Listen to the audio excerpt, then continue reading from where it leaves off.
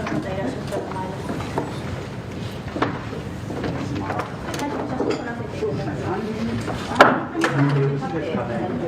はい、ちょっとまあ、レンズです。はい、お願いします。こちらお願いします。田中先生に寄っていただきます。ありがとうございます。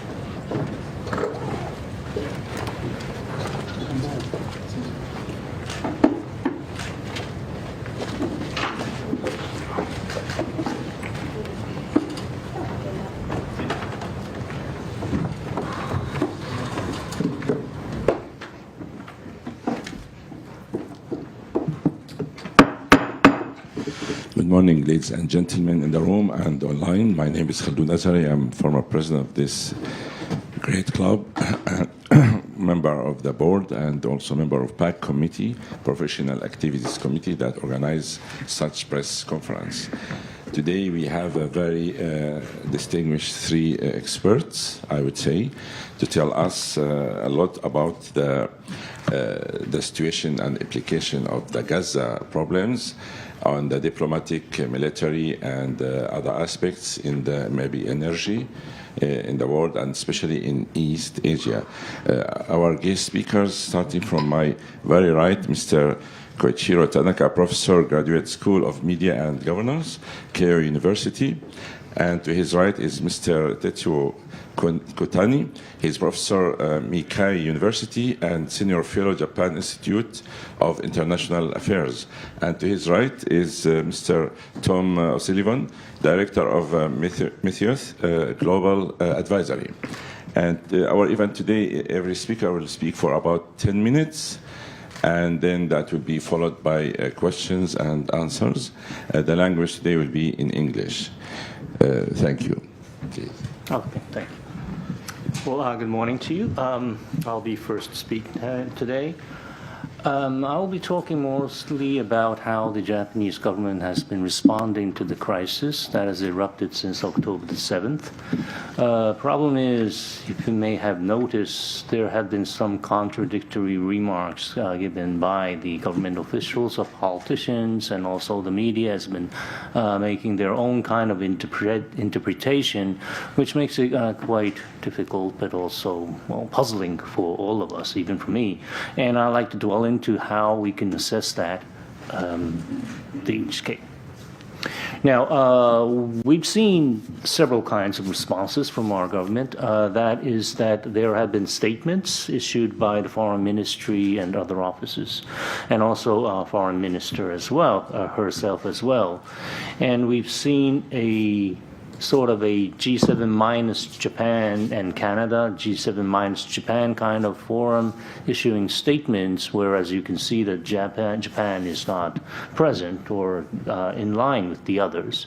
Also there, we've been talking to the Israeli ambassador here and also with the Palestinian permanent representative or the ambassador, and as well as with the governments back at their home capitals. Okay.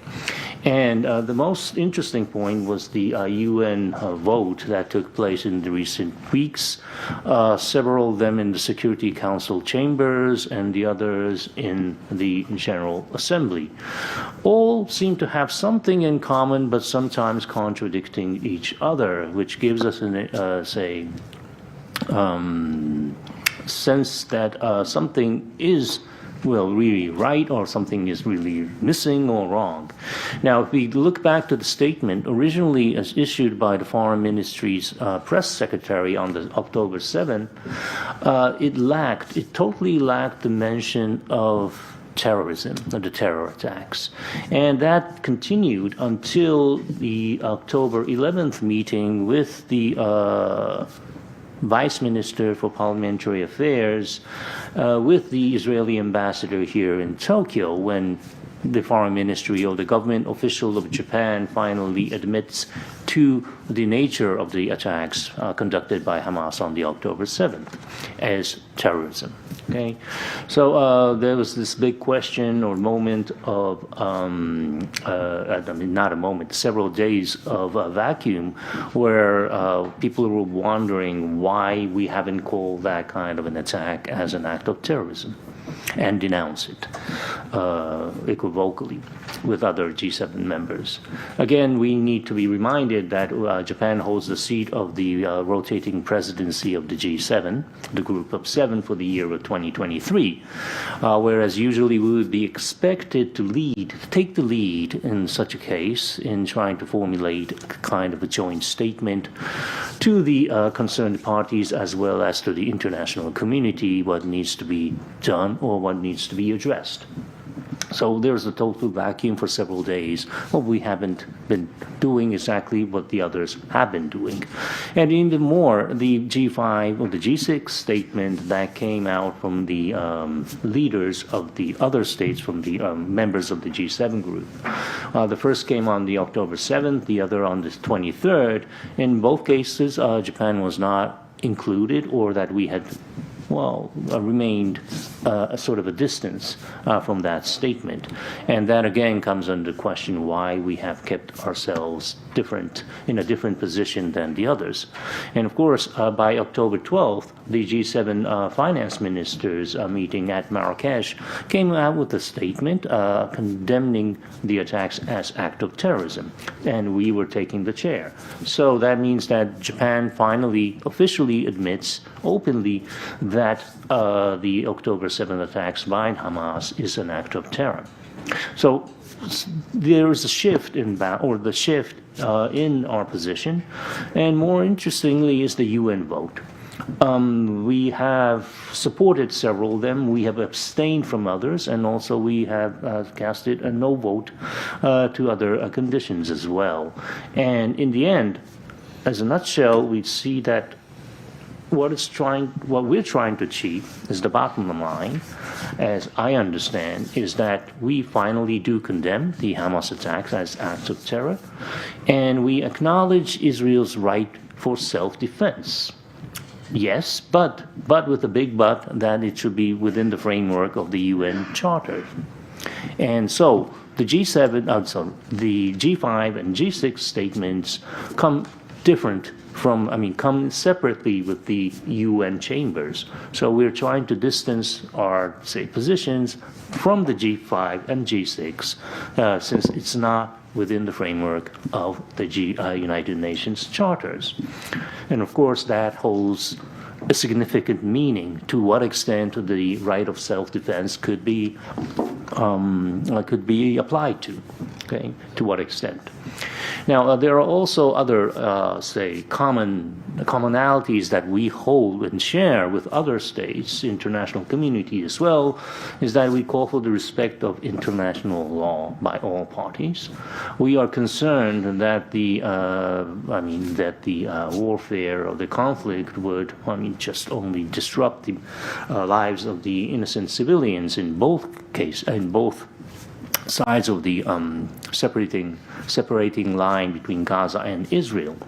So we are calling for restraint, maximum restraint, as we usually do.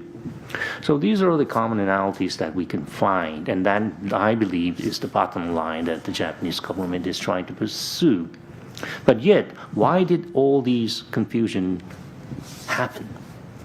There are some scenarios and theories that I came up with. And first of all, we have been quite mindful of what happened in the past, especially in 1973, during the fourth round of the conflicts between Israel and the Arab states, followed by an OPEC resolution to boycott oil to those countries, states that support Israel. Of course, time is different. The conditions of the energy market is totally different. We don't see sort of a unity or homogeneous action from the Arab side to conduct such an act today. But still, that could have caused, sort of a really cautious response from the Japanese government. Now, the second point is that, could be a little bit difficult for you to understand, but I came up with this theory trying to understand the discrepancies that exist over the reactions that the Japanese government has shown so far. That we need to, or we are trying to avoid using harsh languages or harsh wordings to condemn or say to criticize our allies and friends, which are quite common in Japanese foreign policy and politics. And here, in the case, this is more applied towards the state of Israel. Yes, we have condemned the Hamas act as terrorism. We are also calling for the Israelis not to exceed their limits of the self-defense, but the right for self-defense. But the point is that in the past, we have seen in multiple cases, or in most cases, that Israel's response to acts of terrorism or terror far exceeds to that of the original damage and casualties that they have suffered. Maybe 10 times, 20 times the casualties on the side of the Palestinians, especially on the civilians. So we do not support that sort of an act. But if that happens, and if we are to condemn Hamas for their acts, or the Palestinians in general as a whole, of what they try to do, when they try to liberalize their own state or country, in the end we will still need to start condemning Israel over the acts of what they when they overstep the right that is, well, actually, so could be that is proportionate to their damage that they have seen. The third point is the glitches within the Japanese government, that not all of the officials are well informed of the fact that's what's happening. And the most typical incident here is when the cabinet secretary was asked during his press briefing, daily press briefing, why Japan has not joined forces with other states of the G7, with the G6 or G5 statement. And his response was that, okay, these states are suffering from the issues of hostages taken by Hamas today, which does not actually tell the truth. It does not describe why we are away from this statement, simply because we've been asking foreign states in Europe, the Americas, Africa, Pacifics, everywhere in Asia, that to denounce the DPRK's hostage takings or the abduction of our Japanese nationals. We've been asking them to raise their voices against DPRK in a similar incident, hostage takings. Well, actually, they're not only hostages, they're abductees. But the government officials have been constantly raising their voices to join forces with us. And here, when the Europeans and the Americans are suffering from that similar incident, we stay away from that. It doesn't make sense. So this kind of a explanation actually does not apply. So there is a total discrepancy of what the government is saying, not actually doing, but saying. So in the end, I come up with this theory that everything mixed, from theory 1 to 3, all combined together has made the current condition of why we are so muddled in our response today. Well, gradually it's taken shape, and the bottom line, as I explained earlier, this is our position. And I hope and I believe that we could pursue this without any further dubious acts from our own. Okay, thank you for your attention. Thank you very much. Kotani-san, please. Well, good morning. So I will talk about possible security implication for Japan from the ongoing conflict between Israel and Hamas. So we are witnessing again a war between state and non-state actors. We have been seeing conflict between Russia and Ukraine since last year, and this is a interstate conflict, and this is a clear invasion by Russia against Ukraine. So it's relatively easy to say which is right and which is wrong. So it's basically a black or white conflict. But in the case of the conflict between Israel and Hamas, it's more difficult to say which is right and which is wrong. It totally depends on when you think the conflict started, on October 7th or 2021, 2014, 1973, or even 1948. So it's very difficult to say, which is wrong and which is right. But today, the biggest question is how Israel exercises its right to self-defense. Under the international law, when you exercise the right to self-defense, you need to consider the necessity and also the proportionality. But under the theory of deterrence, sometimes you have to be unproportional when you do retaliation. So in that sense, I think currently Israel is now facing the dilemma between the two. And the Israel government is now saying that their fundamental goal is the dismantlement of Hamas. So they are seeking the elimination of their enemy rather than the restoration of deterrence. And if so, we have to expect more damage, more suffering to the civilian population. And there's another challenge here. Israel as a state is bound by the international law, while Hamas, which is basically a terrorist organization, is not necessarily bound by the international law. So Hamas still continues the firing rockets against Israel, hiding in civilian facilities, civilian buildings, and underground tunnels, and even in refugee camps. So Hamas is, in essence, using the civilian population as a human shield. So we just witnessed what happened to a refugee camp north of Gaza, where Israel conducted an airstrike, and which led to the explosion of the ammunition of Hamas underground. So it is such a tragedy, and we may have to continue to see those events over time. And the international community is now calling for a ceasefire. But Japan, as well as the United States and other countries, are calling for humanitarian pause so that we can provide humanitarian assistance to the civilian population.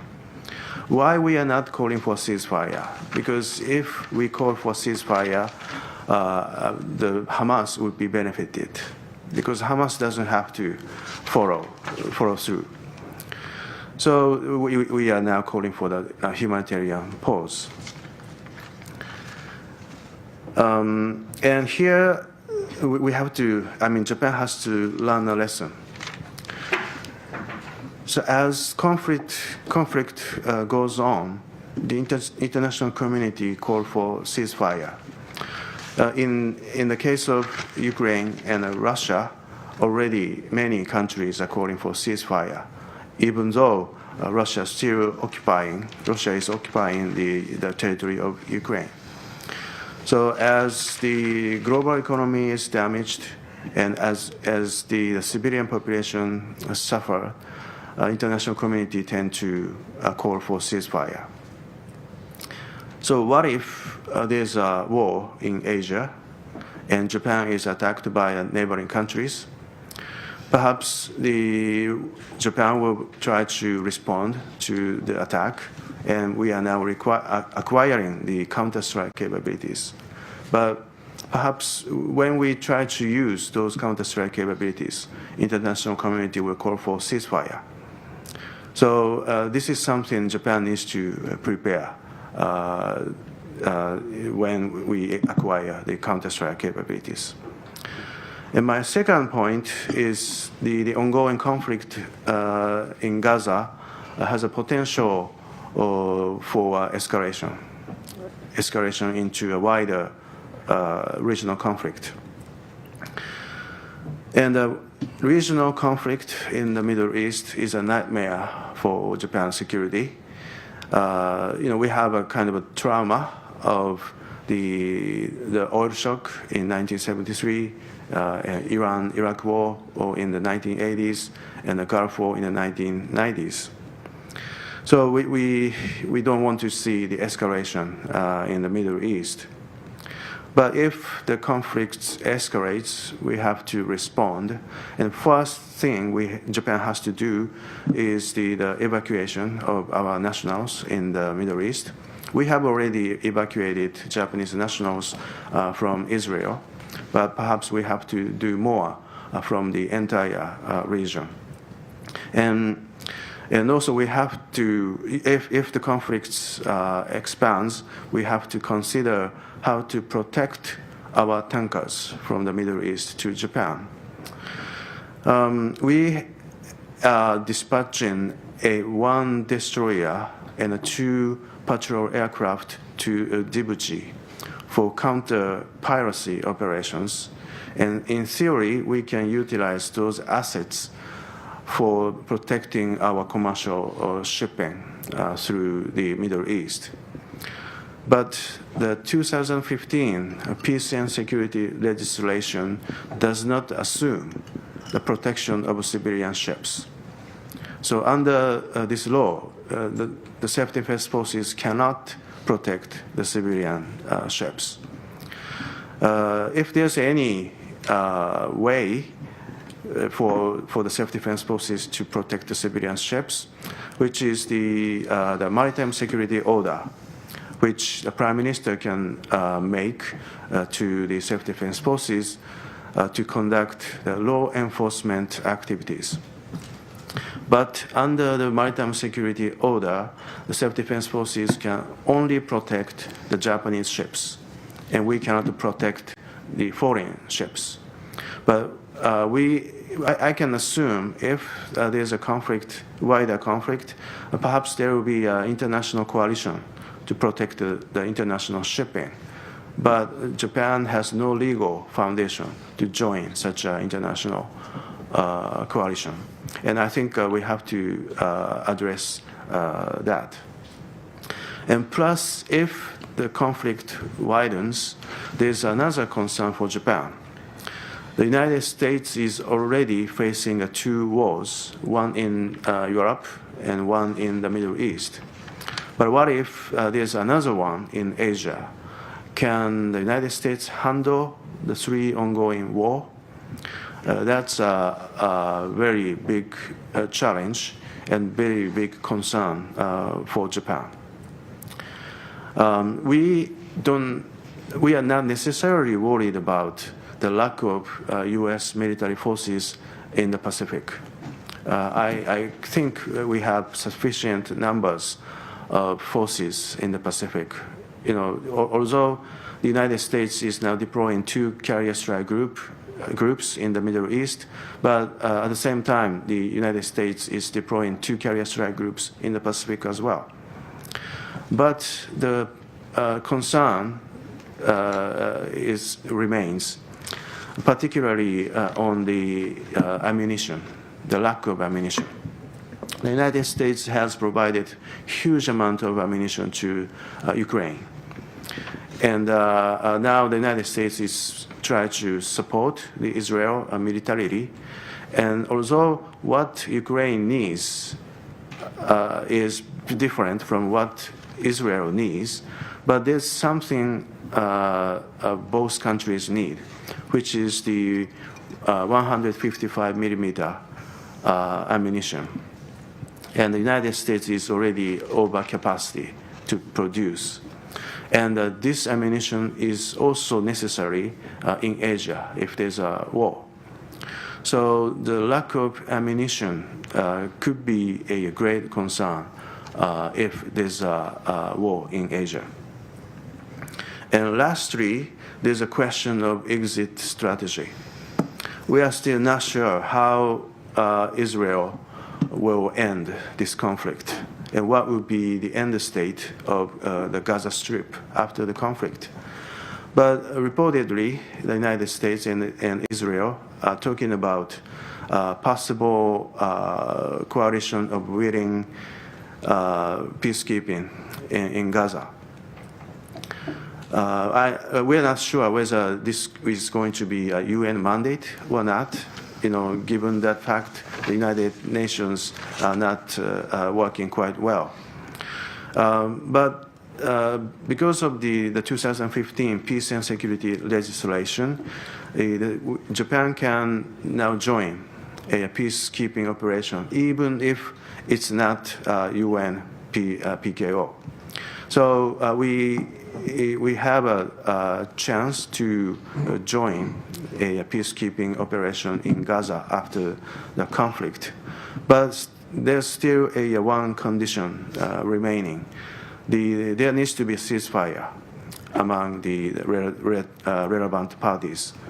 Otherwise, Japan cannot join. So there's still a political hurdle, but I think Japan has a better chance to contribute more to the post-conflict Gaza.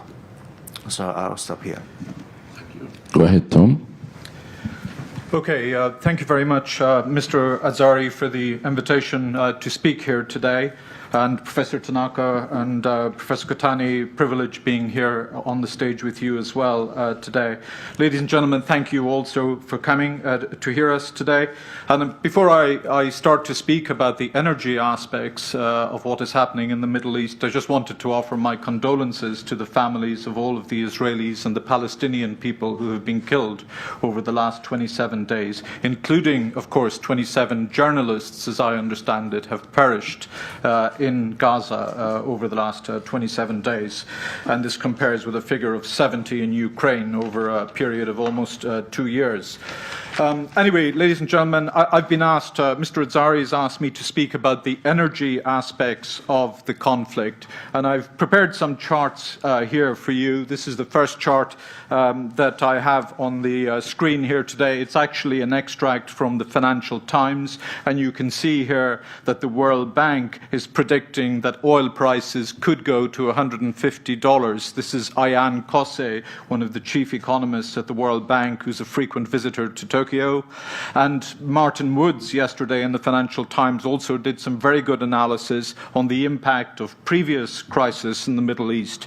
And as you can see here, during the Kuwait invasion, when Saddam Hussein invaded Kuwait in 1991, and George Herbert Walker Bush responded to that, oil prices doubled. In 1973, during the oil embargo, oil prices were up 50%. The Iranian Revolution in 79, you can see they were up almost 50% as well. Then the Libya civil war in 2014, 30%. We think over the last few weeks that oil prices, we call this a war premium, oil prices have probably risen by about $5 a barrel since the beginning of the crisis, or since the massacre happened on October 7th in Israel. And I've put that on the right chart here.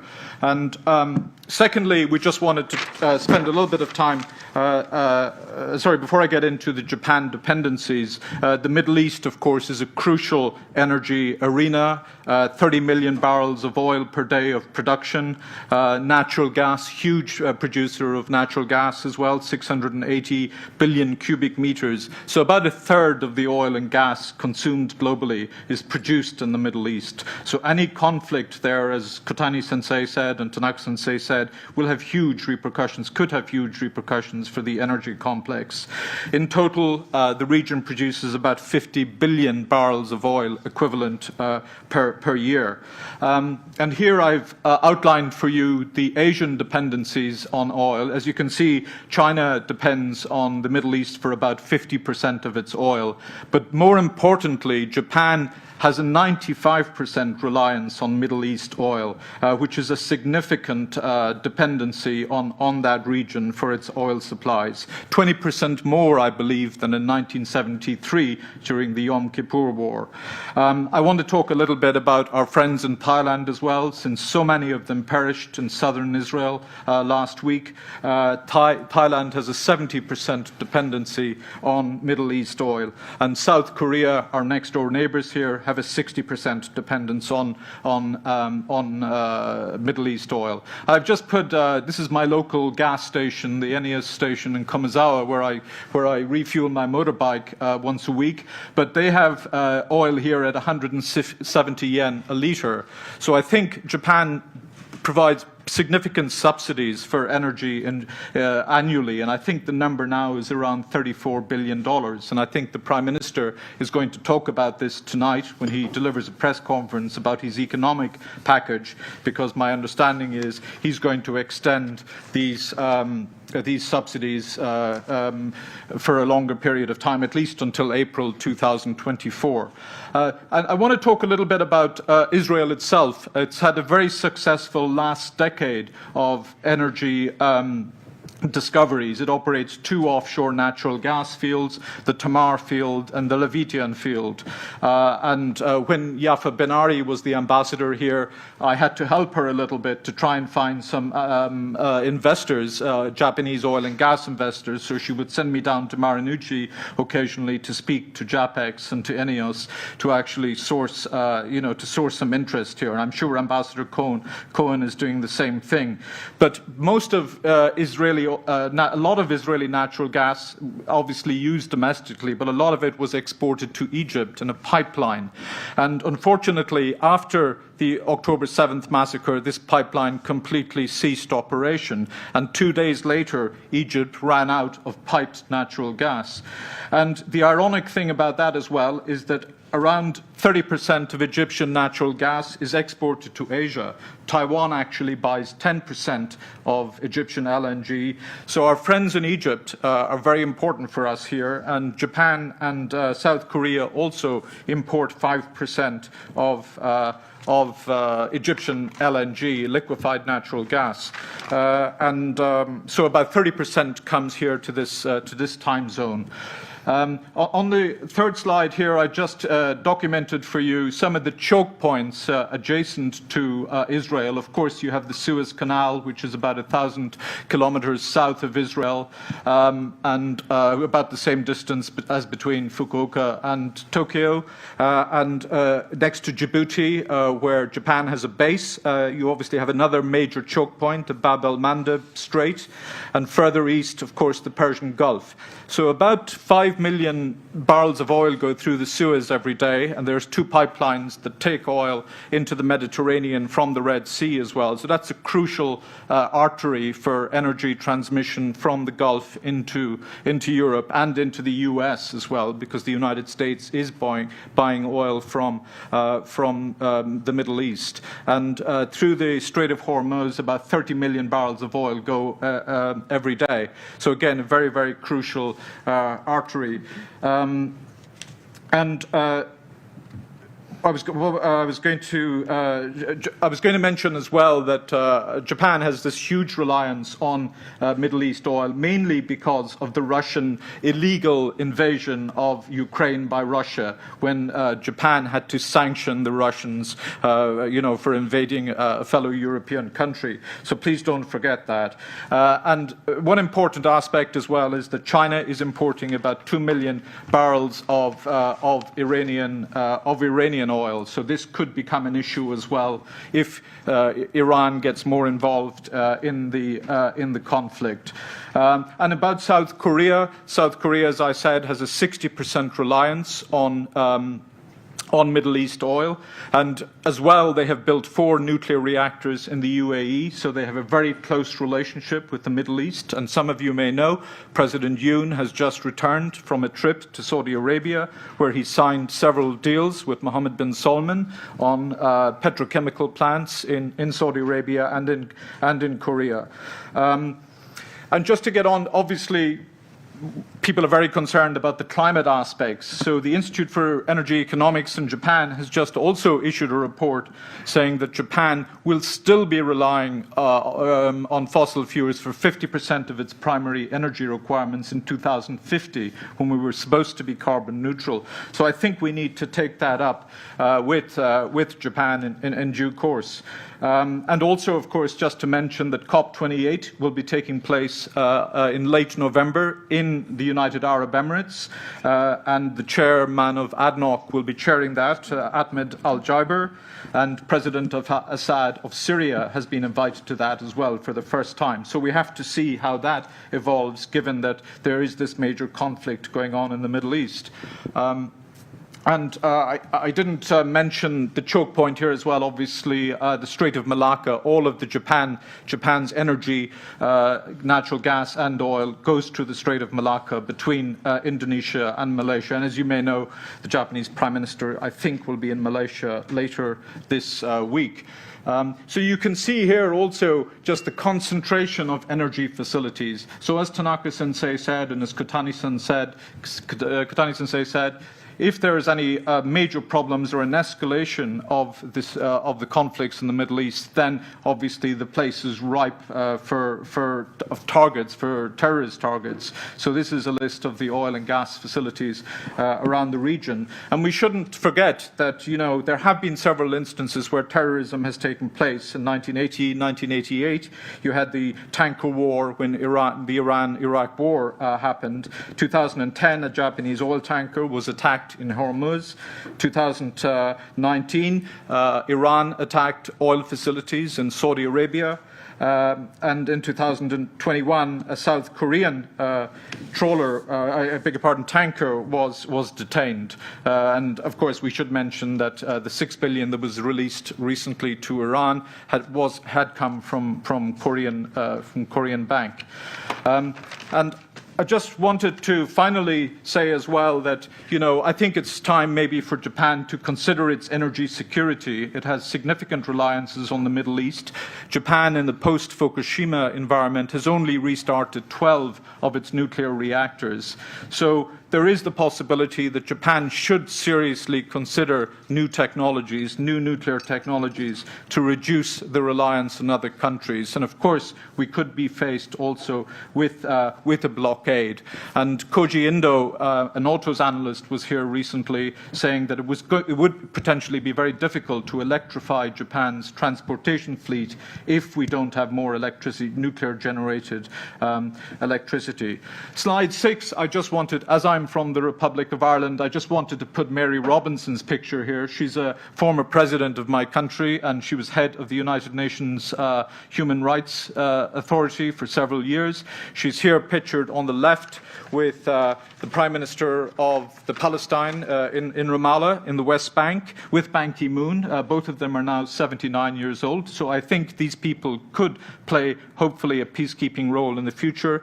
And on the right side, you can see Mary Robinson with President Herzog. And just to mention as well how international a country Israel is, Herzog's father, Chaim Herzog, who was the 6th president of Israel, was born in Ireland. He was born in Belfast in 1918 during the First World War. So, you know, there are very close connections between Europe and Israel. I will, if that's okay, and his mother, I should mention, his mother is Egyptian as well. So huge interconnections there. So thank you, Calden. I'll stop there if that's all right. Thank you. Thank you, Tom, for this historical background. I'd like to open the floor to Q&A. If you have any question, please raise your hand and proceed to the front mic and state your name and affiliation first, please. And make your question short, please. Thank you.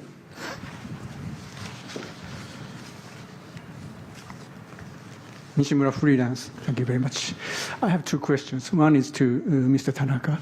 In terms of the response of Japanese government, Prime Minister Kishida reiterated that Japan has the relationship with both of two, which means Israel and Palestine. So, does this mean Japan has a special relationship with those countries? Do you see any special opportunity to Japan to play a role of reaching to both of two countries? Countries and regions. And second is to Mr. Kotani-san. In terms of lack of ammunition of the United States, I think it can be imaginable before the attack of Hamas to Israel. So do you see this attack of Hamas related to the situation of Ukrainian and Russian war? Thank you very much. May I? Well, thank you for your question. Yes, well, it's been a while that we haven't seen sort of a unique foreign policy conducted by Japan. This may be one exceptional case that haven't been seen for years, maybe decades. But yet, having said that, I still fear that our hands are quite tied with our relationship with the United States and the conditions or security situations here in East Asia. But since we are still the chair of the G7, as well as the non-permanent member of the Security Council for the year of 2023 and 24, there is an opportunity, there isn't a window open for that. Only thing is that maybe we haven't come up with the brightest idea for a solution or a mediation. And the problem here with the Security Council, as we've been already have seen, is that either sides, the United States or, of course, Russia and China, have the veto powers, and nothing may move forward. I feel really disappointed with that condition, but it seems like that is the reality that we are facing. Thank you. Konami-san. Well, reportedly, the Hamas started the planning of this attack 2 years ago. So before Russia decided to invade Ukraine. So I don't see a direct connection. But as a result, both Ukraine and Israel is now facing a lack of ammunition from the United States. But Israel is in a better position because they have a much stronger military asset. So I think the Ukraine would be suffering more from the current situation. Thank you. Yes, please.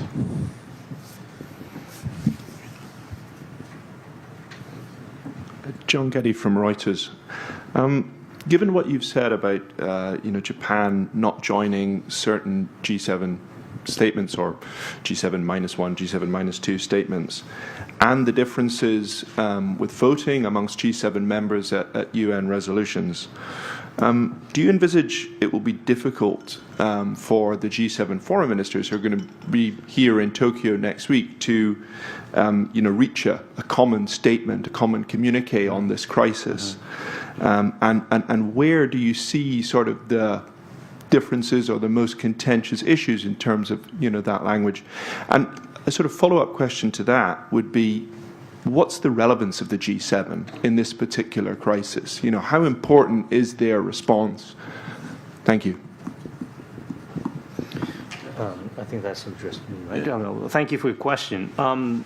The differences, I believe, lies in the text of how the right for self-defense for the Israelis would be articulated in any kind of statement or communique. It would be difficult even for now, Japan to admit to a G7 statement that would specifically talk about the right for self-defense for Israel only, where the right for self-defense for the Palestinians are totally neglected from the beginning.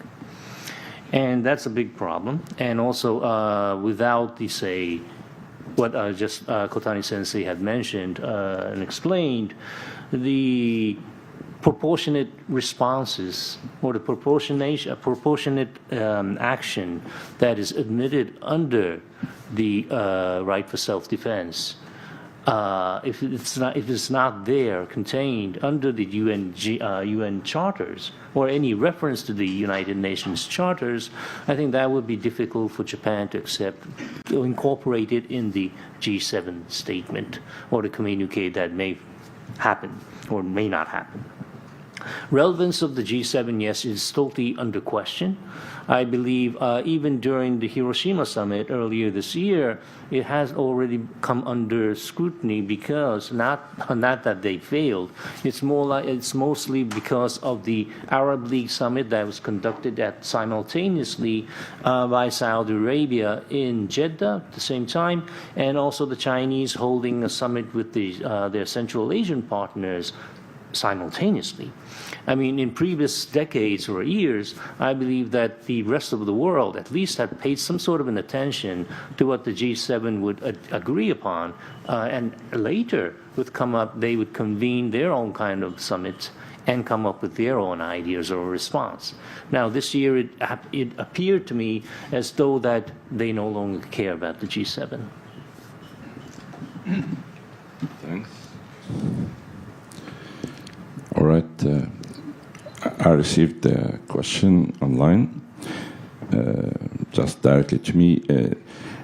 It says, especially Kotani-san, the word terrorist in most Arab countries is directed at Israel, not at Hamas, because they say Hamas is an organization that seeks liberation of its occupied land, and they have the very right to liberate their land in the way they see fit. That's what most Arab media actually saying. And they say Israel is an occupation, and there are over 100 UN resolutions against Israel, all rejected by Israel. And also Israel annexed the Syrian Golan Heights, and nothing happened. So all of these actions, and yet you are saying it's a gray area, who is right and who is wrong between Hamas and Israel. And they say why it's a terrorist when it's a terrorist act when Hamas attacks the occupation, but it's liberation act when Ukraine fight the occupation. Actually, this is what you read in daily Arabic media every day. So what is your response to this? Thank you. Well, so we need a clear standard to understand what's going on. And, you know, the modern international system is based upon the international law and international rules. And one of the basic ideas or norms we have to respect is the peaceful resolution of the dispute. So, on one hand, of course, we have to condemn the Hamas doing a brutal attack and killing of civilian population. But at the same time, we have to condemn Israel's settlement in the West Bank. So we have a very clear standard, which is the rules-based international order and a peaceful settlement of dispute. So as long as we stick to this norm, we can handle any conflict. But in reality, there's always people or groups who prefer not to be bound by this standard. So one thing we have to do is continue to condemn those who are against the very basic of our international system. Thank you. More question, if you still have. Yes, please.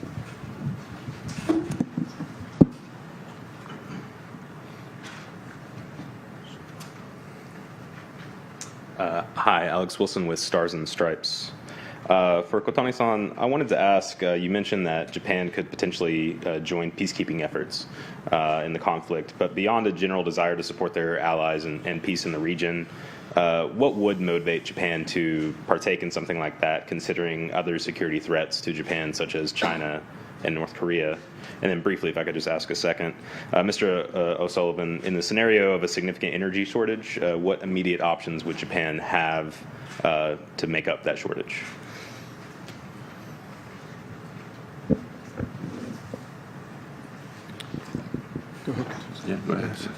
So thank you.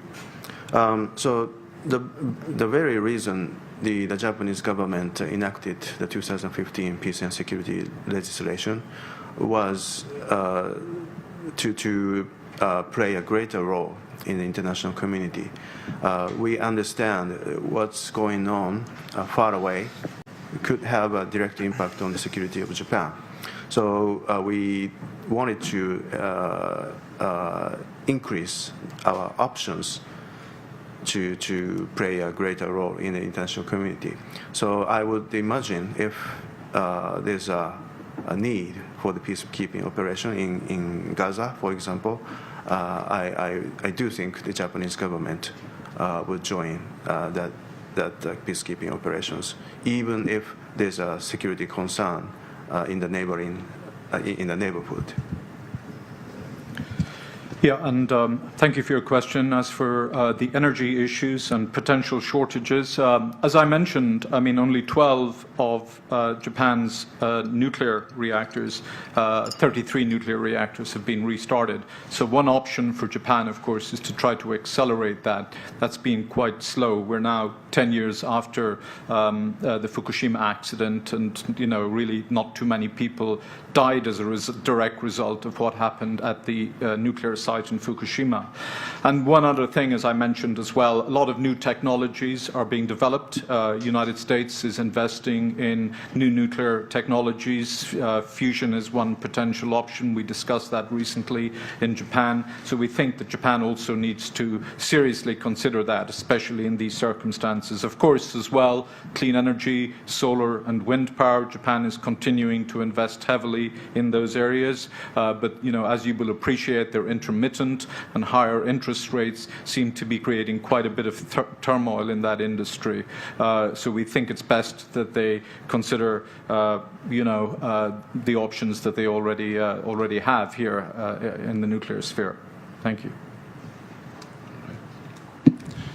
Yes, more questions if you have.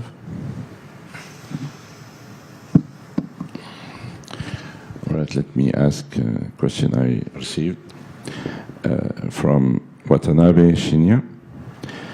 International standards are important to follow. We agree. That's for Mr. Kotani.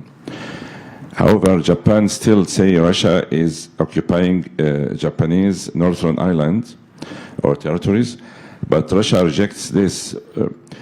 We are with Japan to get back the Japanese land. Don't you think this is the same standard we should follow to get back Palestinian occupied territories from Israel and the occupation? Thank you. It's almost the same question. Well, in the case of northern territories, we are sticking to the peaceful dialogue with Russia, although the territorial negotiation is going nowhere at this moment. But we have no intention to use of force to take back northern territories. And actually, this is prohibited under the Japanese constitution. So although I do think the Palestinians have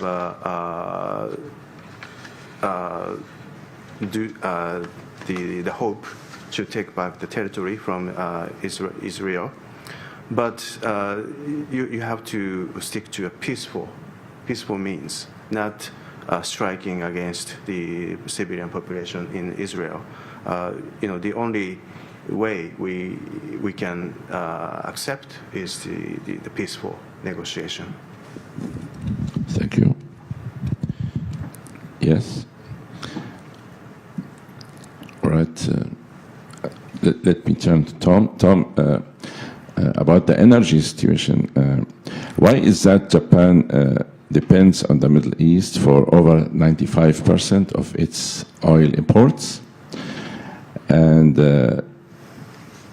there is also no chance now to generate more energy from the nuclear plants because of mostly the opposition among Japanese people.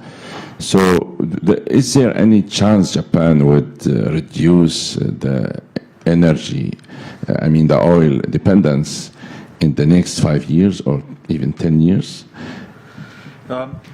Yeah, Keldon, for your first question about the extreme dependency that Japan has on Middle East oil, as I said, it's probably due to the Russian illegal invasion of Ukraine by Russia, because Japan used to buy Russian oil previously, but obviously after the sanctions that had to stop. And let me also mention that Japan is still importing natural gas from Sakhalin, so that's also potentially potentially, problematic in the future. But I think slowly Japanese public is coming around to the idea that, Japan needs nuclear power. South Korea is operating 24 reactors. They're exporting their capabilities, as I said, to the United Arab Emirates, and President Yoon has just come back from a pretty fruitful discussion in Saudi Arabia with the authorities there. The Saudis want to build 16 reactors. So I think the Japanese public is coming around to the idea of more investments in nuclear power. And also, of course, there is the cost issue. If they don't do that, then they're going to be paying very expensive prices for their electricity, for natural gas, and potentially oil as well, especially if Mr. Kosei in the World Bank is correct and it goes to $150 a barrel. That would be potentially catastrophic for Japan, especially if the exchange rate is 150 to the dollar as it is at the moment. And Japan is, top of class in terms of efficiency, energy efficiency. So it's difficult to see what else they could achieve there. But we must remember as well that this is an industrial economy, and we need, baseload capacity in this country. So that's why we think nuclear power, especially the new nuclear technologies, are potentially a solution for Japan. Go ahead. Koichiro, yes. Yes, if I may. Yes, the reason why we are still importing huge amounts of oil from the Middle East, there are several reasons to that. But let us not forget that the volume that we are picking up today is much less, far less than we used to 20 years ago. 20 years ago, it was in the order of 5 million barrels per day. Now it's in the order of 3 point several. Sometimes it's below 3. So we have reduced the amount of oil that we burn or use, while we are still, maintaining our daily lives. So efficiency, just like Tom now mentioned, it has been a major contributor to that reduction. But still, the dependency towards the Middle East, comes from one point. The volume that they are able to generate and to produce and to export is very attractive, and that we have long-term contracts with most of the countries in the Middle East. So it is a very stable source of supply that we can rely on when it comes to oil, and that is the major reason. Yes. And one thing about nuclear, yes, new technologies, I believe in technology developments, yes, but here in Japan we have seismic activities here and there, and I do not believe that there is much land left for any kind of new nuclear reactors to be built here. Yes, sorry. Thank you. I think we still have time for our last question. All right, let me take advantage of Koichiro-san, maybe later. How about the Iranian role in this crisis in Gaza?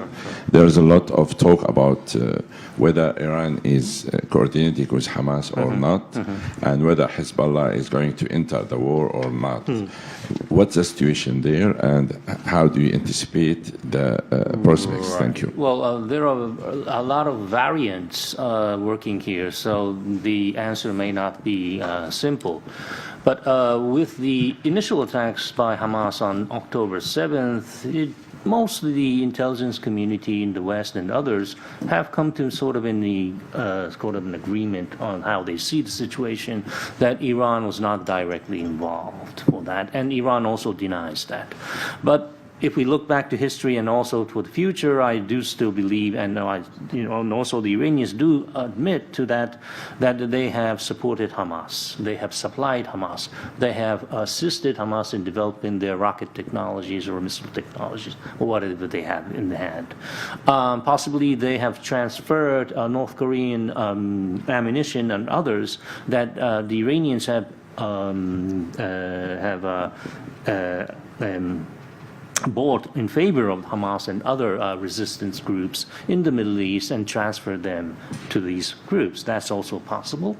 So in the end, after all these wars, conflicts, the mess comes to an end, hopefully, not before long, there will be an international, pressure against Iran. Further sanctions, further isolations, whatever happens, they would be held responsible, not entirely, but quite a huge amount, a lion's chunk of the damages and all these warfares that have happened at least until today for the past 3 weeks. So Iran knows that very well, and they're also trying to use this opportunity in their favor.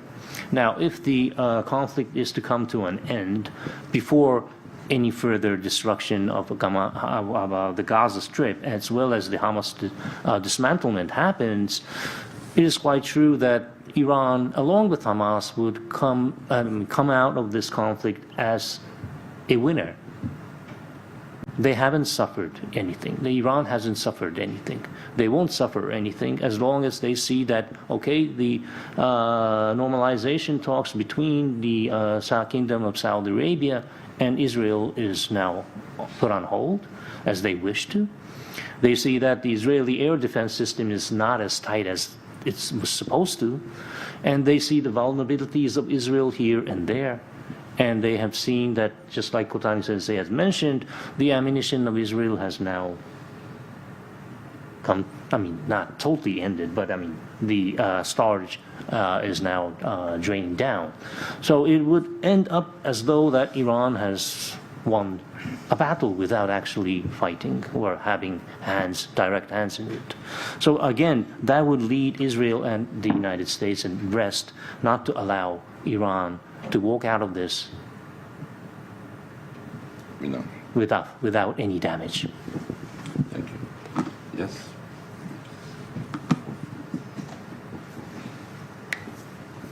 Mostly the same question as Colin. My question is: there's a report from Middle East that attacks from the Yemen or attacks preparing the attack of Hezbollah. So how likely is this conflict spread around the Middle East? Was it from Well, so those Iranian proxies are doing lots of harassment and even attacks on the U.S. bases in the region. And at this moment, I think their intention is to dissuade the Israel full-scale ground invasion of Gaza. But if Israel continues the ground invasion in a larger sense, then there's a possibility that the organizations such as Hezbollah will open up a second front. And then the situation became very difficult to control. So there's always a chance of misperception, miscalculation. So we have to be cautious about the prospect.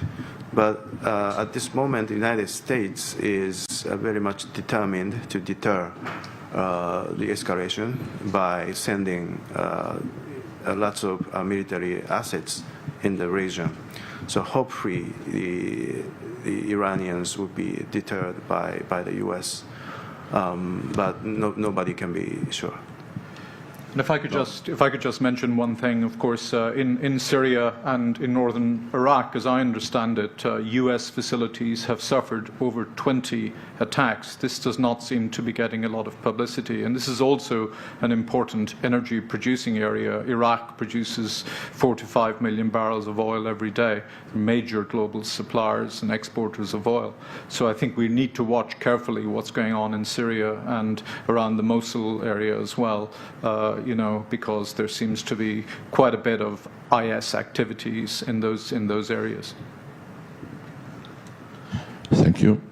I think this is it for today's event. Thank you very much again for coming. Thank you for providing us with your insights. We appreciate that, and I think we will meet again to talk about this issue in the near future. Thank you and have a nice evening. Thanks. Please give a big hand to that.